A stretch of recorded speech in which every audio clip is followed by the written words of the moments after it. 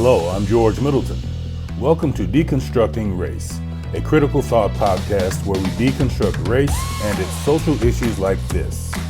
A country emerging from protests of pain. After the killing of George Floyd, I cannot breathe. Viral moments of racial bias caught on tape. I'm going to tell them there's an African-American man threatening my life. And the deadly shooting of Ahmaud Arbery. Race, a social construct of chaos, resulting in learned behaviors that can be unlearned by challenging our system of beliefs.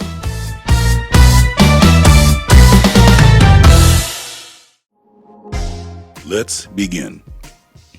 Welcome to episode 7 of Deconstructing Race.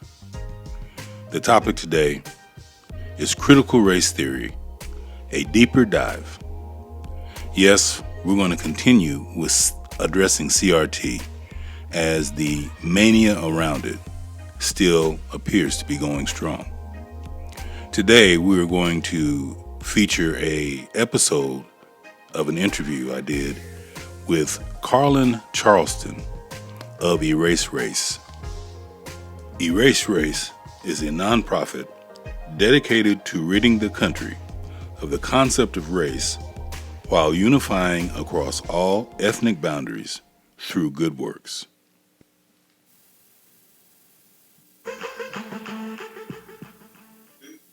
Welcome to Talk About Unity, and this is March the 2nd, 2021, and man, we're already rolling in March, we're rolling deep already. And you see I'm going solo today. I'm without my co-host, Richard Jennings. But I got a great show for you today because we're going to talk about something really interesting that you probably heard a lot about, and that is critical race theory. But I entitle our show today, Getting Critical About Race Theory, because there's a lot of information we're going to impart to you, and I happen to be blessed with my friend and my cohort in crime, Brother George Middleton, and we're going to have him in a second, but I want to set the stage here. Because if you haven't heard the buzz about critical race theory, a great example would be what happened this past week at Coca-Cola. The Coca-Cola, the Fortune 500 mega power, who were slammed for diversity training that urged workers to be less white. In one of their statements, they said that in the U.S. and Western nations, white people are socialized to feel that they are inherently superior because they are white. This was part of Coca-Cola's training. And so a lot of flack and a lot of things that happened about that. Coca-Cola basically got slammed for diversity training that urged those people that people be less white. So that's what we're going to talk about. And to assist me in that dialogue today on getting critical about race theory is my good friend. I want to bring him in now, and co-worker in our labor to deconstruct race, cognitive behavioral therapist, George Middleton. Welcome, George, to the show. Good morning, Carlin. How are you today? I'm great, and I'm glad to have you here. Now, let me go ahead and set the stage for this, and we'll begin the dialogue. If anyone who knows George Middleton and Carlin Charleston, we get in the room, you better clear the room because there's going to be lots of things happening. Lots of education is going to go forth, but I'm going to set the stage for what we're going to talk about today. This all started I'll say this part of where we're talking about in critical race theory started in September of last year when President Trump issued an executive order excluding federal contracts from any diversity and inclusion training that was interpreted as containing what he called divisive concepts, race or sex stereotyping, or race or sex scapegoating. He said it's too divisive in our country, and it's very divisive. And among those was, of course, this thing called critical race theory. And so as a result of that, there were cancellations to a lot of the diversity, inclusion, and equity training that was happening at companies around the country. And civil rights organizations kind of were up in arms, and they were condemning the executive order that was put out by the president. And then President Biden came into office, and on his first day, as he was doing all of these executive orders on his first day in office, he not only removed the ban, but he also mandated that the government agencies begin to promote more diversity. And so you saw kind of a spike in people saying, hey, we're going to get back into this training. So the first question, George, I want to ask you about that. In view of what President Trump did, and then the reversal by President Biden, what was right? What was proper? What do you think needed to be done? Was President Trump right in ending that kind of training, and what's President Biden's view? What is your take on all of that? Well, the former president his decisions were a mixture of racial beliefs and reactions. So his response is in alignment with the work that I do. However, his reasoning was not necessarily matched with the intent. So, in other words, he responded from a white identity, from a white mindset, but he didn't. He still, in spite of that, made a decision that supports the research about diversity training. So the net result, in your view, is that it was a good thing to do that, or did we need President Biden to come back and reverse that? So you're saying you would prefer to go with what he did, but not necessarily the rationale by which he did it. Yeah, and from our many conversations, I stay away from morality judgments, good and bad, right or wrong. I only focus on effective versus ineffective. So his response was, and I wouldn't even put it in the area of effective because it didn't accomplish the goal. Okay, but the action is more in alignment with the type of work that you and I are doing, even though his rationale was not accurate. Okay. I know it sounds really confusing. Yeah, we're gonna clear that up. Once we get into, yeah, we'll clear it up because let's go ahead and get a discussion about what CRT is and let's look at that. And we'll pop this on the screen. I want to pop up that graphic that says what is critical race theory and read through that so you can see that. And I want you to analyze that because we're going to break this thing down, George, so that everybody understands. But because it says here that critical race theory is the view that the law and legal institutions are inherently racist and that race itself, instead of being biologically grounded and natural, is a socially constructed concept that is used by white people to further their economic and political interest at the expense of people of color.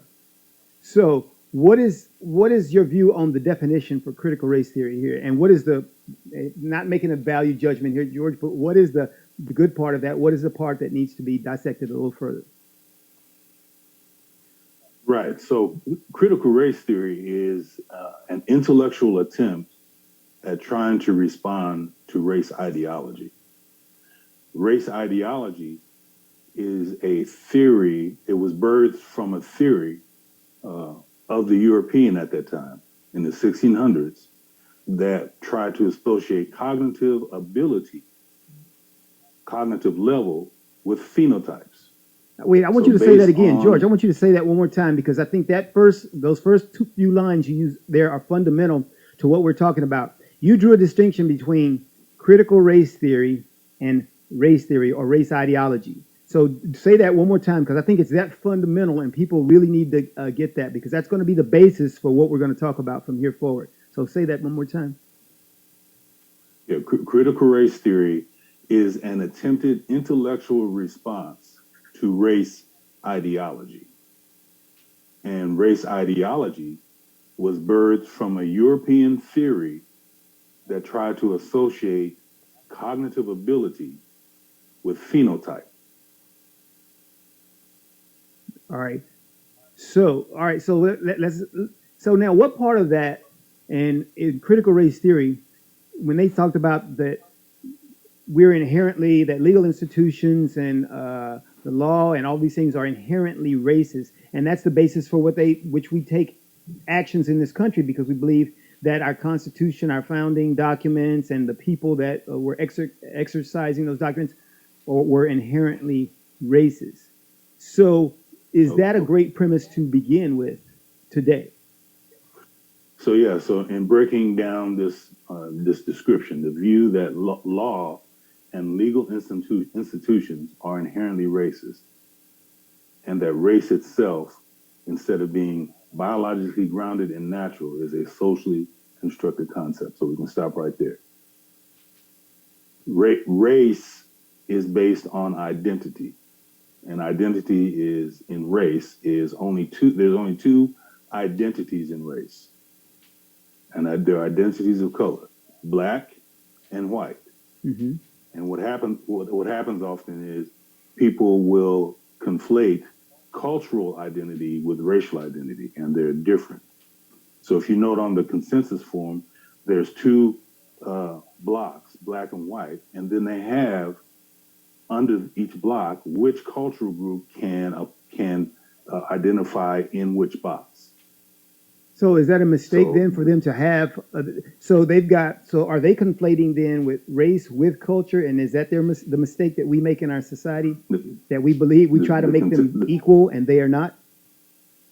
the census form is just one of the many ways that race and culture are conflated. So people actually will state that Asians are a race, that Hispanics are a race, that Germans are a race. No, unless you identify by a color, that's not a racial label. Only color is a racial label. So when But we we talk, turn cultural. okay, so when they talk about but we would agree that as they identify in critical race theory, the definition that it is in fact a socially constructed concept. That's correct. And so, That's and correct. so, Now to take that further, a socially constructed concept that is used by white people to further their economic and political interests. That's where it starts to go off track. Because what that statement in this definition does, it begins the division and the divisive nature that the former president was trying to address, but just not so nuanced and not so accurately. Okay, race was not created by white people. White is an invented label. That's part of the social construct.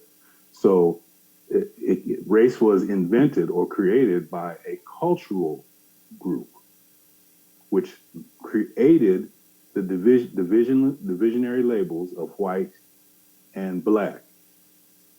And the reason that race is so effective is because of that division, because it's in that division that keeps two groups of really the same people divided so that they cannot talk to each other, communicate together, and work together. very fundamental. That was really good. And I'm going to probably ask you, I'm probably in this show today, George, I'm going to ask you to say a few things twice, because that was a really good one right there as well. Because as you were saying that race was an invented, this is the definition that they're using. They're saying it's socially constructed concept by white people. And you're saying it wasn't created by white people. It was created by the culture. And so we're going to talk about that. We're going to take a break here, a commercial break. We're going to come back and we're going to start right there. I want to hit that again. And then we're going to go forward and talk about some of the tenets of CRT and how that feeds into our race ideology. So we'll talk about that when we come back from the break. Welcome back to Talk About Unity, where today we're talking about race theory and getting critical about it. I've got my guest and friend, Brother George Middleton out of Indianapolis, cognitive behavioral therapist, and he's been saying some really fundamental things. And like I told him earlier in the show, he's probably going to have to repeat things twice, maybe three times, because not only is it going to be good for you, it's going to be good for me as well. And so when we left off, George, you were making this statement, which I thought was really fundamental. Most people don't understand this in our country because critical race theory, I have this idea that that race, of course, is not biological. It is a socially constructed concept, but they identified that it was invented by white people. You said that part of it kind of goes askew. Can you repeat that again and tell us about that, what you were saying there? Yes. You said it really better than I did just now. That in race ideology, there are two identities, white and black. They were both socially constructed.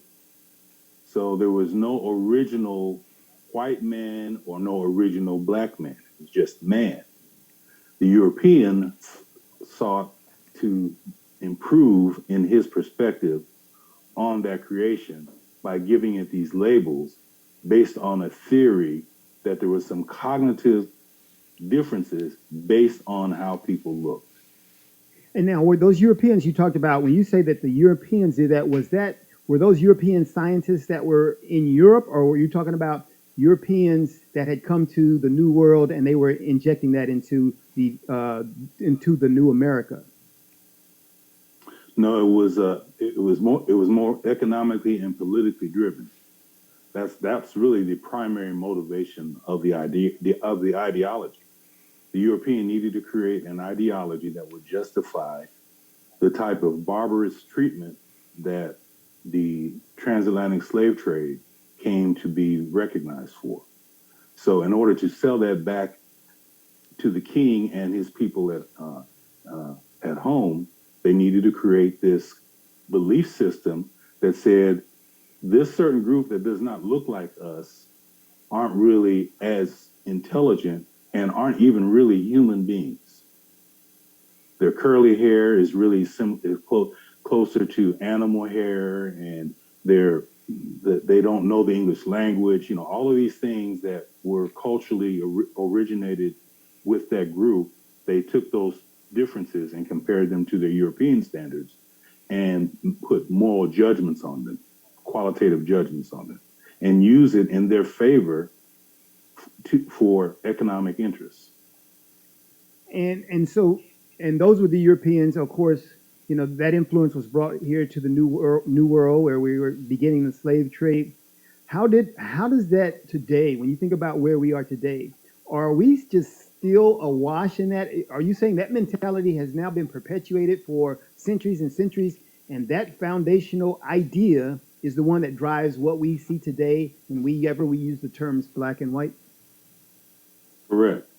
In 1865, when slavery was abolished, they abolished the physical system, but they maintained the social construct. So there's a difference. The system of the ideology was abolished. And I would even take that a little further and say that it wasn't really abolished. It's transformed. Okay. Because they had to get the same results.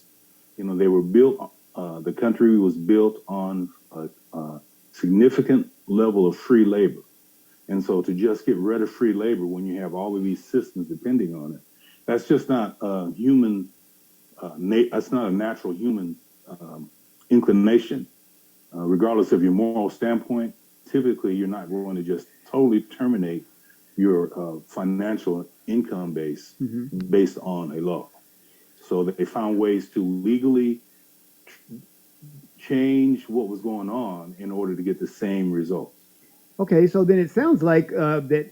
Okay, so for instance, you agree with CRT. I agree with CRT when they say that race is a socially constructed concept.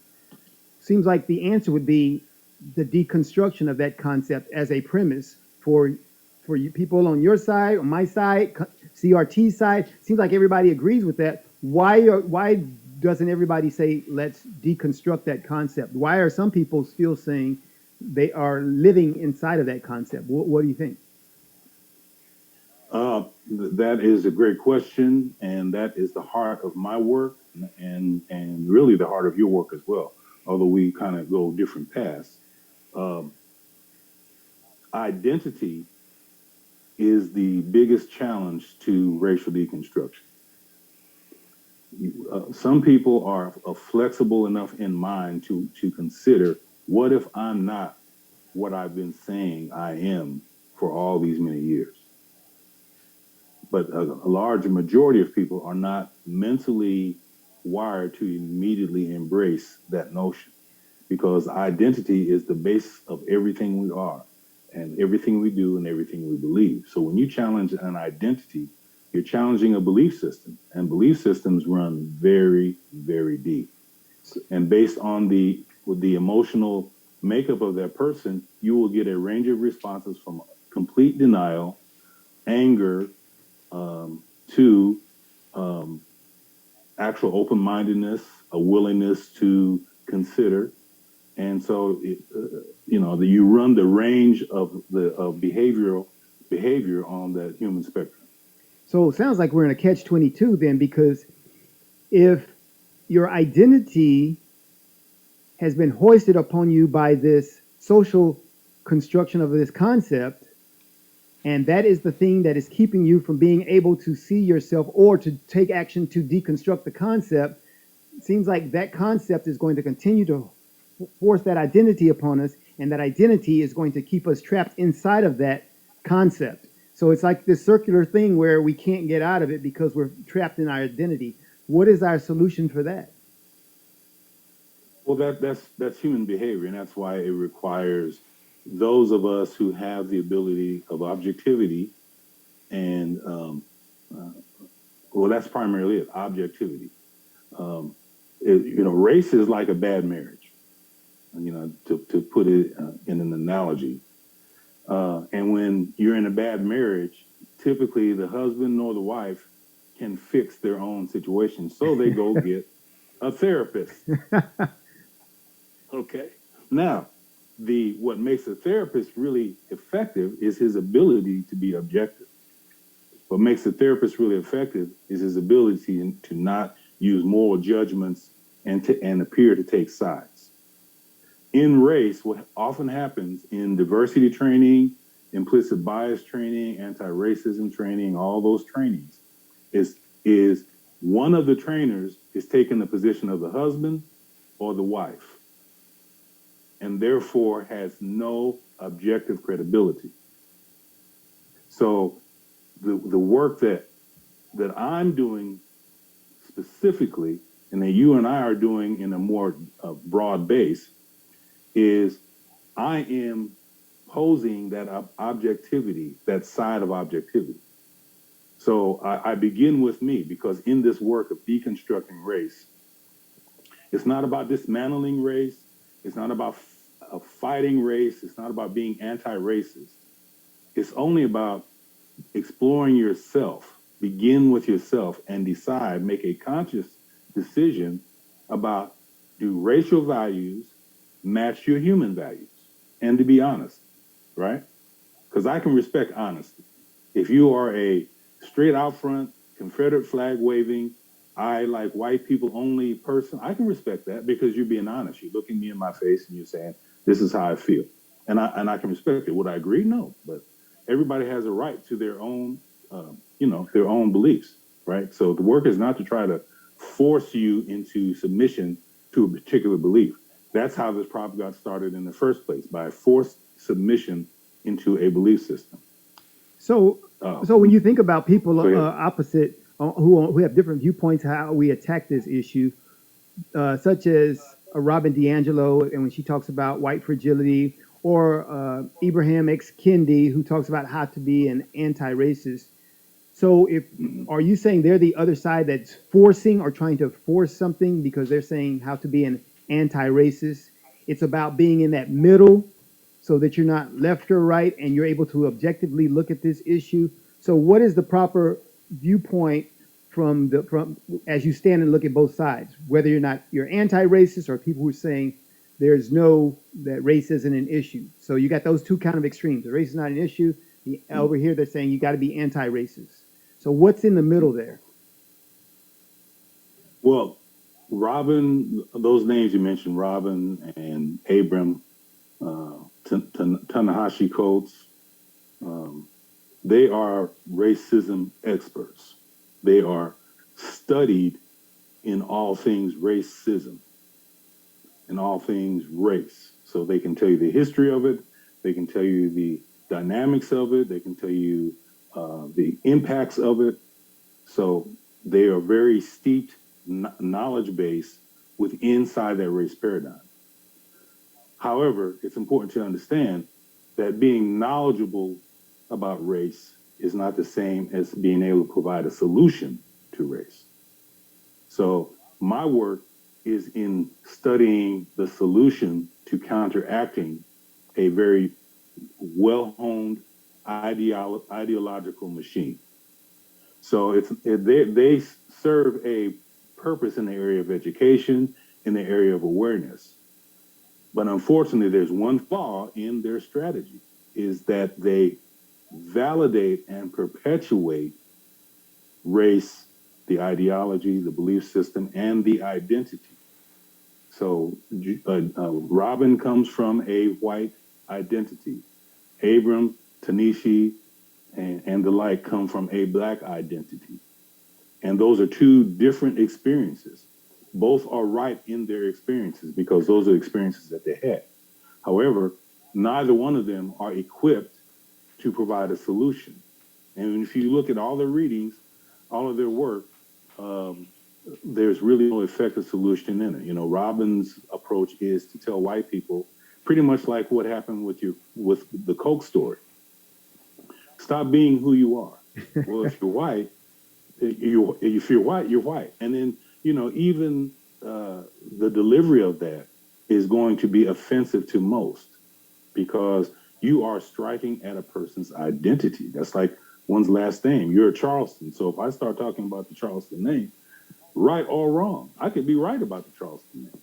But that's not going to make you feel any endeared to me to take any change other than to try to introduce my face to your fist, probably. Okay, so there's a way of, it's not what you say, it's how you say it. Well, it's not only that, but it's your perceived level of objectivity. So, and you can't be objective if you take on a racial identity. I always say you can't solve racial problems with racial mindsets.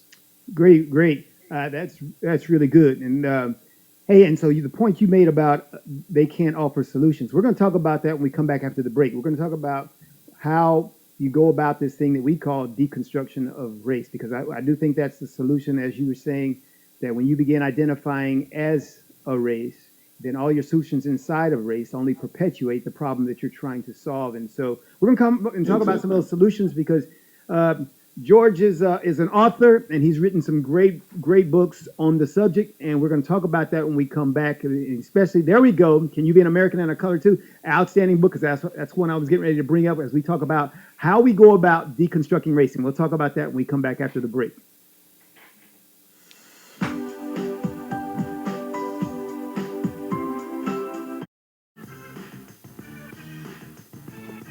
Welcome back to Talk About Unity, and a very educational show we've got today as we talk about getting critical about race theory. And I've got my friend and cohort in this labor of deconstructing race, Brother George Middleton, a cognitive behavioral therapist. He's out of Indianapolis, Indiana, and I've been there to see him, and he was not there when I went to see him. And so next time I go, he will make sure that he makes up for that.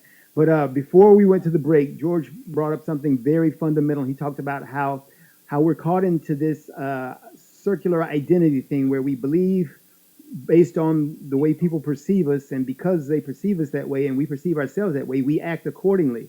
And that is not going to allow us to get out of the race paradigm that we're in. And so George is an author and has done his great work called Can You Be an American and a Color Too? And in that particular book, he goes through this process of articulating something that I'd never seen anyone else do in America before. And he talks about how to deconstruct race. And so I want to get you to give us a little primer and give us some examples of what that means, George, because I think this is going to be so instrumental in people understanding that when we talk about race ideology and what it takes to get out of there, because George made this, I don't want to rehash the show. You're going to have to go back and rewind to watch what George said earlier. But he was making the point that the solutions that are being offered by people on either side, the anti-racist or the non-race people, are still identifying based on the concept of the social construct race. So that's operating inside the racial paradigm, and you're not going to be able to solve it that way. And so that's very basic for people to understand when you start talking about solutions. And so solutions begin with the deconstruction of the concept. And so that's what I want George to talk to us about now. So take it away, George. And I tell you what, use some of those great examples you got in that book, because they're outstanding. And I still say that one day we're going to hit the road. It's going to be me and you, George, going around the country talking about this. So go ahead, George, and give us some. Let's rock that. So the racial deconstruction process is a 3-step process. Step number 1 is education. Step number 2 is self-reflection. And then step number 3 is application. So this book, Can You Be American and a Color Too, which is formatted off of a cognitive behavioral question. It's not intended for you to answer it correctly. It's intended for you to answer it authentically, to assess where you are in the state of your human development and how it is aligned with race ideology. So this book covers all three of those steps. So first, in the area of education, before we can even have a productive discussion, we must all be working on the same communication roadmap. The terminology must be standardized.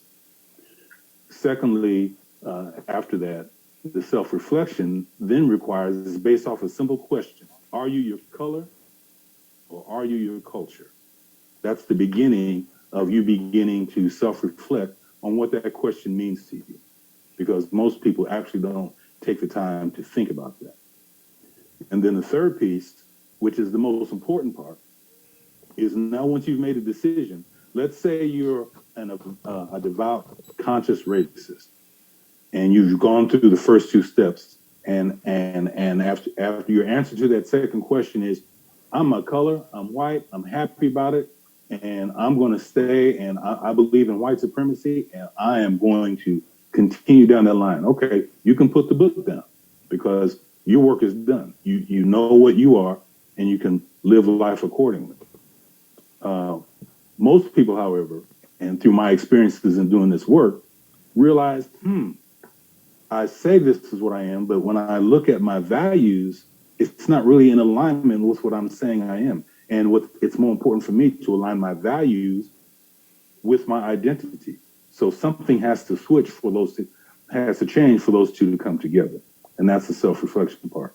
Then once you say, I am no longer a racial identity, whether it's black or white, this book presents what is called racial deconstruction activities. And they're designed to reflect scenarios in every systemic environment: educational, financial, law enforcement, judiciary, health,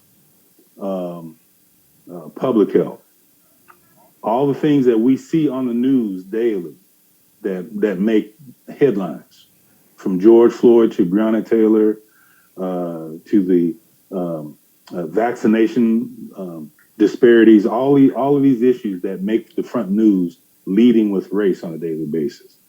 So, for example, let me pull out a deconstruction activity that one person. Well, before I do that, let me go through the 8 points that the work is based on, because if you're not able to embrace or get through, intellectually observe or embrace these 8 points, it'll make it very difficult for you to do the deconstruction activity. Let me ask you one question before you start there, George. So, because I think this is very fundamental, and this is the stuff that actually is needed in all of our businesses, institutions, organizations across the board in our country. How are they going to receive this? So when you go in and tell them, here's what I want to do, when it's compared against what Robin DiAngelo and Ibrahim X. Kendi, what those stuff that they have to offer, they're going in and charging people hundreds of thousands of dollars to go in and pitch inside of the race paradigm. What is it going to take for them to say, they're not offering us solutions, and why would they choose George Middleton and Carlin Charleston coming in saying, we're here to deconstruct your race issue? Yeah, and that's a huge challenge. That's a huge challenge because, again, they're operating from within inside the race paradigm. So there's a perception of credibility, even in view of their statistical failure. And if you just start Googling the effectiveness of diversity training, you're going to see a consistent pattern that things like the diversity training has short-term impact, but not long-term. Yeah, we would probably know just by the fact that we're here at this point in our society after having done so much of it for so many years. Mm-hmm. All this training has proven. But here's the thing. That's the insanity of it, is that people see that it's not working, yet still thinking, well, if we just do more, that maybe we're just not doing enough. So if we just do more, this time it'll really work. So doubling down on the race ideology even more, just doubling down, and it's getting worse and worse. Okay, well, go ahead. You had your 8 points. You were going to hit your eight points. Okay, number one, humans are not a race. We are a species. We're not a social construct. We are genetically based. And then that's a big one. That's really hard for a lot of people. When I'm presenting this work, that really blows a lot of people's minds because they consider themselves to be a race. Well, and then they look at everyone else as a race. Yeah, because that gets people into the whole race paradigm. If they want to, we should. So you're saying we should be going around saying we are humans. We're just humans. We're just humans. Human is the, yeah. We're just humans. That's great. A friend of mine got me on that the other day. I was talking to her about the fact that my wife, somebody had made a comment about my wife looking like she's Egyptian and European, and I'm looking more like Nigerian and something else, whatever. And I said, well, we're all mixed. And this person responded to me and said, no, we're not all mixed. We're all 100% human. I was like, oh, you got me. You got me. I love it. I love it. Okay, go ahead. And not to disparage those identities, whether it's Ethiopian, Nigerian, those aren't to be disparaged. And actually, as weird as this may sound, I'm not disparaging those who identify by race either. I'm just making factual, objective observations and speaking factual, objective truth. It's up to the listener to decide what their moral template is with the information that they're being presented. All right, so the second foundation is race is not real. Woo! Big one. Yeah, I like that. Go ahead. It is not biologically determined. It is a made up social construct. And I know that sounds redundant to say made up and social construct, but I wanted to tie those together. Social construct is something people make up, and race is a made up social construct. It is not real. Number 3, everyone can be prejudiced. We all have biases. And what I would do, and I'll probably add this into an upgrade when I as my work goes, I always gather more information. So my next edition, I'll add this in. Before you can have a bias, you have to have a belief. So that's just something to think about. Number four, not everyone can be racist. And this is a hot button right here because you see this thread in a lot of non-productive arguments and discussions about race. Not everyone can be racist. To be racist means that you have systemic power to implement generational and mass oppression on a particular group of people in education, finance, employment, government, judicial, housing, etc. Any of those systems. To be racist means you have that ability to implement your prejudice, which we all have, in a systemic fashion. So when you talk about that, is that saying, so now it sounds like, before you were saying race is not real. This sounds like it's inside the race paradigm. So that one, so you're saying, because you've used that point about we got to change the terminology. So is this the terminology inside the paradigm, though, when you say, if you go down the road of saying to be racist, you got to, first of all, we got to operate inside the race paradigm, right? Yes, you are. Racist is a practitioner of race ideology. Okay. Hey, so you're halfway. That's 4. Let's take a break, and we're going to come back this is our last break before we end out the show. We'll have about 10 minutes left. So we'll start there. You're at 4. We'll start at 5 when we come back here after the break. All right? Welcome back, and we're on our last segment here to talk about unity on March the 2nd, and I've got my guest, my friend, George Middleton, cognitive behavioral therapist out of Indianapolis, And he's going through these tenets of his racial deconstruction found in his work, Can You Be an American and a Color Too? We were at number 4, and so go ahead and continue where you were there, George, and continue on. And so the other thing that I will add on my next edition of this book, I call it a workbook, is that although not everyone can be a racist, there's a question that often comes up: well, can black people be racist too? And I add to that, as long as it supports white supremacy. So anybody of any skin color can be a racist as long as it supports white supremacy, because that's what race is. Race is an ideology of white supremacy. There's nowhere in the world where there is a non-white group mass and generationally oppressing a white group, because that's not how race was designed. It was designed for one particular color to be on top and one color to be on bottom. And often where the disconnect comes in is people have different definitions of racist and racism and all that. And that's why I'm doing this work. Let me ask you this quickly about that, George. Is that an American, when you say an American phenomenon, you say because, and would that be more an American phenomenon, and is it because we're just a more diverse population, so that you have that white at the top, black at the bottom, whereas most societies are more homogeneous and are pretty much all the same color?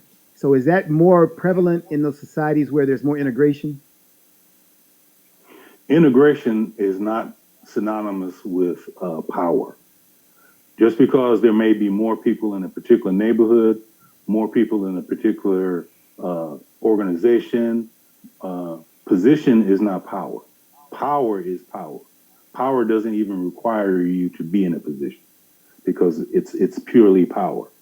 How often, and the reason why that's important is there's an often used statistic that by 2050 and beyond, that whites will be a minority, as if sheer numbers will, in and of themselves, dismantle racism. And nothing could be further from the truth, because racism has morphed with the era that it finds itself in. It isn't about skin color, it's about power distribution. And so just because you have more of a particular group there, it's not visual, that's a visible reflection, but it's not an accurate reflection on who really holds the power. So when people say, well, you had a black president, or you had a black police chief, or you got, some other first black this or whatever, those are distractions meant for you to say exactly that, so that you wouldn't be conscious of the power that has not transferred, that has not changed hands. So when you talk about then, because we talked about the centrality of white and black dynamics inside of race. So if when they talk about those numbers changing, and even though it is a power issue, then does that phase out? Because think about our population. We would have what we call more biracial, mixed race, or other races coming into it, having larger numbers. So then does race still carry the impact, and does the black-white binary go away, or how does the black-white binary play in this changing environment or changing culture that we're supposed to have in 2040 or 2050? Reality doesn't change belief systems. And we're seeing that clearly in the state of our country today, that there's objective truth, and then there's this long-held belief system. So just because numbers change doesn't mean the belief systems change. If you've been raised to believe that a certain color is the standard and another color is the less than that standard, it doesn't matter how many numbers that you're in. You're going to behave the same way that you believe. If you think inferior and you get around of other people that look like you, that think the same way, then you have a collective group of inferior thinking people.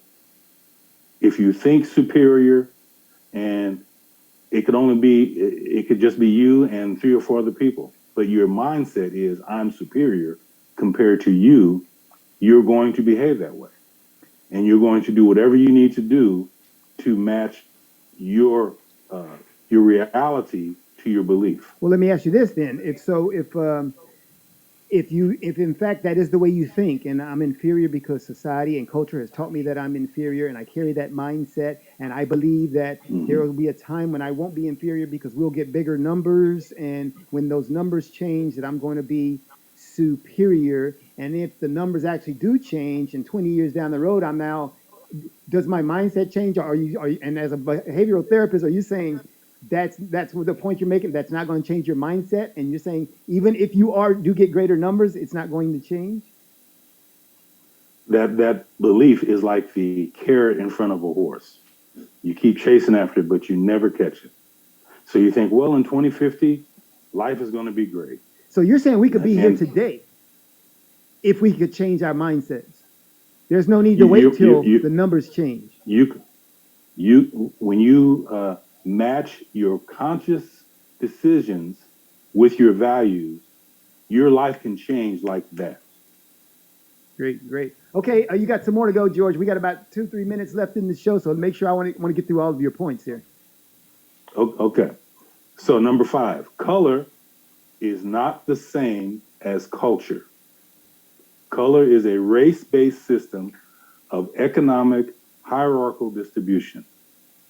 And there's plenty of research that supports that. You'll note in any racially researched economic salary income data, you'll note that the lighter your skin color, the more access and income that you have the ability to attract.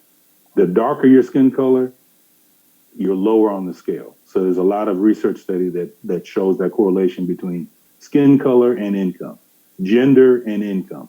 Okay. Number 6, if you identify by color, black or white, then you're not necessarily racist. However, you are being racial. And that's important to understand. Great. Number 7, this is a little more complex, but this is where the rubber meets the road. The terms disproportionate and disparities refer to the behavior of systems, not the behavior of systems and their outcomes, not the behaviors of the people the systems are servicing. So what happens a lot is, let's take the most apparent issue in our society today, which is the continual news stories about black men being killed by police. Statistically speaking, in any research that you'll find, you'll see that there is a disparity and disproportionate treatment of the system of law enforcement and the black male population. What happens in discussions that way is people will say, well, if they would, meaning the black people, would just comply or not do crime or behave this way or not do this or not do that, as if the numbers and outcomes are based totally on the behavior of that particular population.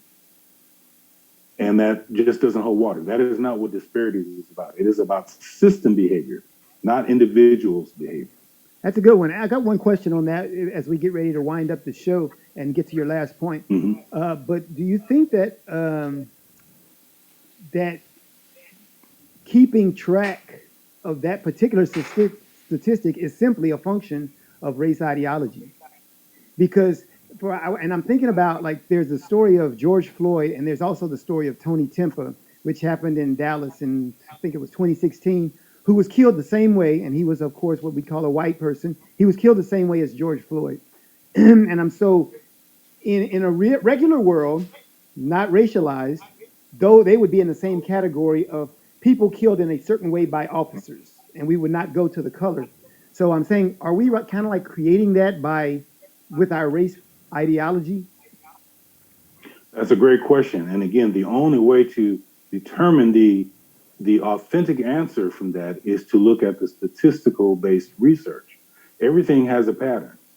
So if you see if the technique that was applied to George Floyd is equally applied across socioeconomic status, racial status, cultural status.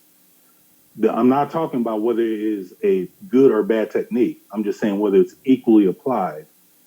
Then you would not see any disparities. You wouldn't see disproportionate statistical treatment. Everything would be appropriate to the percentage of representation in each group. But when you see that a particular technique is applied more often in this group in a disproportionate manner, creating a disparity of outcome, then you have to question it. Okay, that's a good one. So I want you to close your last point. We got a minute left. Go ahead and close out the show for me, okay, George, with your last point. And remember that point 7, because we're going to talk about that. We're going to have a good one on that later. All right, go ahead, George. Okay. The impact, this is really important, guys. The impact of race cannot be reduced by ignoring it. It can only occur by conscious acknowledgement of it. And that's hugely important. There are a lot of videos out there and celebrities out there saying, oh, just don't talk about it, and it's not a problem. That's how racism continues. It needs your belief in it. It needs you to believe that it's credible. And then it just needs you to subconsciously go on about your business and act as if there's nothing to see here. So that's how it moves forward. So any I don't see color talk, don't talk about race, that's not a statistically credible or scientifically valid approach to addressing a behavioral issue, a belief, a mindset, which leads to behavioral issue. My work is based on an evidence-based behavioral intervention format. So nothing I'm saying here, this book is not a shot in the dark. Race is an ideology that impacts behavior. And if you want to change behavior, you have to first address the belief system. Diversity training, implicit bias training does not address the belief system. It only educates and makes you aware. Okay, all right, George. All right, okay, good. George, I'm gonna have to have you back. All right, I'm gonna have to bring you back next week so we can finish up, because we have to cover 7 and 8 again. All right, that's really good. We could do a whole show on 7 and 8. We're gonna talk about that. So good stuff. Hey, I appreciate you. Appreciate you, George. A lot of good information. I'm gonna take this and educate some people with the video excerpts I'm gonna take out of here. Well, there you have it. I bet you thought this show would never end. And if you stuck around to the end of this program today, I am very impressed. Hopefully it was worth the wait and the length of time that you invested in listening today. Hopefully you're beginning to learn to differentiate between critical race theory, race ideology, diversity and inclusion, and in the process of this learning, be able to use this information in a more effective and intentional way. Again, my racial deconstruction work is available on Amazon. And please continue to follow this podcast, as together we continue to deconstruct race.